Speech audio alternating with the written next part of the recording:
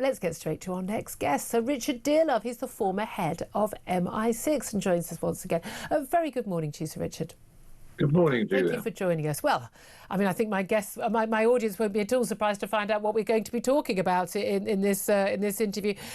Question I'm asking my audience is do you think that China is a threat? And if so, why? And if not, why? Because according to what we've learned in the last few weeks about the collapse of this China spy trial, we're not sure whether the Prime Minister, the government, the civil service, or indeed the Crown Prosecution Service think it is. So what do you think? Of course it's a threat to our national security. Gosh, do I have to explain it yet again? I can feel the frustration, but this is the thing. We've just had a criminal case collapse based on that. That's the question. The question is just so obvious that, you know, how on earth did the government get themselves into this dreadful tangle? I mean, it's shameful. And, you know, is it China helping Russia to sustain its war in Ukraine? Is it China stealing our intellectual property? Is it China running private police stations against dissidents in the UK? You know, I mean, I could just go on and on and on, you know, producing a list, let alone trying to recruit Chinese spies inside Parliament to report on the activities of British MPs and the establishment of policy towards China. It's just so obvious. The more explanation the government give to what happened, the deeper they seem to be digging the hole. And this is the thing. But this is the thing. Are we?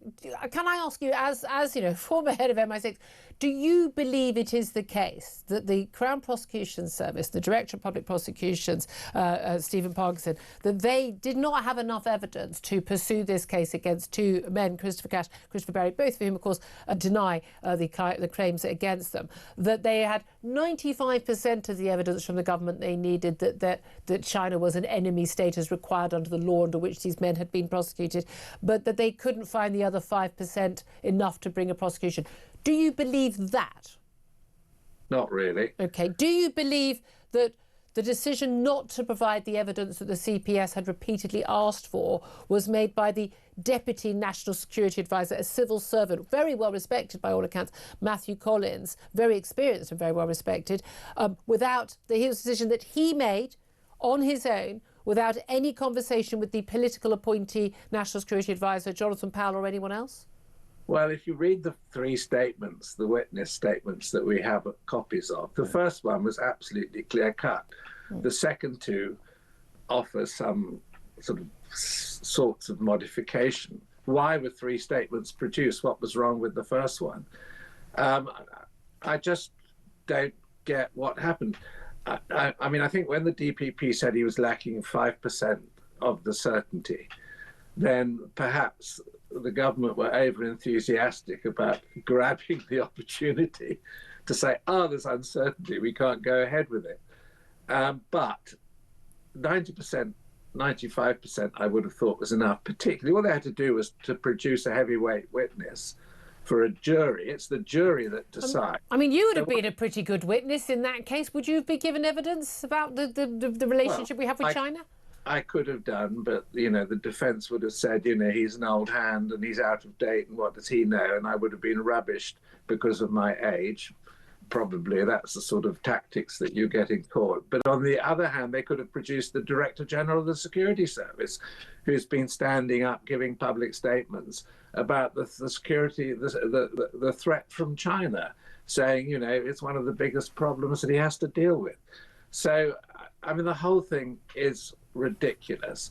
And the trouble is, it does look, it makes it look as though there's been appeasement of China, whether there has or there hasn't. And, it's either incompetence or there really has been appeasement of China. And those are the only, this is the thing, those are the only two options, and neither of them is very, very good. I'm very much the view, having followed political affairs for many years, that never attribute to conspiracy what you can put down to cock up. But this is looking more like a conspiracy in this case, because so many opportunities to make this trial happen and allow a jury to decide. Do you think, I mean, look, you will know far more what happens behind closed doors. But in a dark corridor somewhere, men in grey suits, smoke-filled room or whatever, has a quiet word been had with somebody here in an ear here from an ear there, and actually the word has gone round. Can you make this go away, please? Is that what happens? I fear that will be in the back of our minds. I mean, I said on another channel this morning, if it quacks like a duck and it looks like a duck. It's already been quoted this morning on my show by another guest, It certainly is. And, ducks have a certain symbolism in China that we all know about. Yeah, exactly. No, look, I mean, it doesn't matter, China is sometimes a partner, sometimes a competitor, sometimes an adversary, and I think reaches maybe even the threshold of being an enemy in certain circumstances. And categorization in any of those things is irrelevant. Is it a threat to national security? And there is ample evidence in a multiple of fields that China is a threat to national security and has been for many years. And as Chinese power grows, they're getting bolder, they're getting more aggressive, they're getting more assertive. And quite frankly, what's ironical about this case is the massive publicity it's now got. If there'd just been a trial and the people had been found guilty, the Chinese would have been fed up. Yeah. There would have been a certain amount of shouting and everybody would have got on with a relationship which, frankly, has practicality. And none of us believe in isolating China. We all believe in trading with China. Of course we do. That's part of, the global commons. Anyway, you can see my frustration. Well, I can absolutely feel it through the airwaves, absolutely. And this is the difficulty. It's very different from, say, dealing with the Soviet Union during the Cold War. We're talking about an adversary, a threat to us, who spy on us, who wish us ill, who we trade with. And our Prime Minister and other, people turn up in China and walk on the red carpet. We throw the red carpet out for the Chinese president last time he came years back. And we're desperate to sort of have good trading relations. Well, during the Cold War, Russia was dependent on being supplied with grain from the West. I mean, its whole base of its food system partly depended on grain supplies from Canada and the United States. I mean, people just don't seem to understand how the world actually goes round in a practical way. But look, in this case, it's cut and dried, and the government have managed to make a most god-awful mess. And it's amazing with a Prime Minister who's a former DPP that was into this tangle. What incompetence. But this is it. Is that level of incompetence, even in this government, believable over and above something else happening? Where are you on the Chinese embassy? Because out of my window from the studio, I can pretty much see the site where the Chinese want to build their new mega embassy. We've seen the plans. What's not been redacted in the basement? I wonder what's going to go on there. It's within a few metres of absolutely vital, confidential, critical cables for the City of London.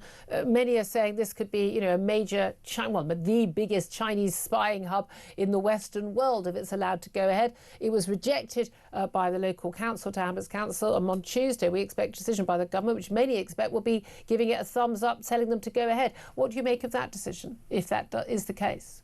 Offer them a boggy piece of ground out in the Essex marshes. Why on earth do they have to build on a sensitive site in the city under which many important communications cables probably travel? I mean, it's just daft. You say daft. Is it worse than that? It's worse than that, yeah. But let's face it, they haven't got planning permission yet. And the good thing about this row is it's going to make the government very, very cautious about giving them planning permission. So they'll either kick the can down the road and we'll wait another year before they grant it, or they'll say no, or that's my hope anyway. But if they say yes, boy, there is going to be another furious boil-up. And it's going to explode in their faces. This thing, it's not just the Labour Party. We've seen the Tories in power for 14 years, certainly under Cameron and Osborne. Lots of allegations that. Look, I've been equally critical of. Yes, no, exactly. I'm just saying, but do we have a problem with our Western politicians, British politicians in particular, being in hot to the Chinese? Have the 5G network for Huawei, a Chinese company, get involved in our nuclear power, sell us all the solar panels, all the costs. Is there a problem that actually this economic imbalance means that any politician of any hue in government ends up being in hot to the Chinese? Yeah, we've got ourselves into a very difficult position when it comes to electric vehicles, switching mechanisms in our national grid, all sorts of other things which we shouldn't actually be buying from China, or if we are buying them from China, we should be confident that they cannot be reprogrammed by the Chinese manufacturer. But, look, that's another issue I could talk to you about for hours. I mean, my advice is do not buy a Chinese computer on wheels, because you never know what the manufacturer might be able to do to it without your knowledge. Very interesting. Sir Richard Taylor, former head of MI6 Security Department, thank you so much indeed for that.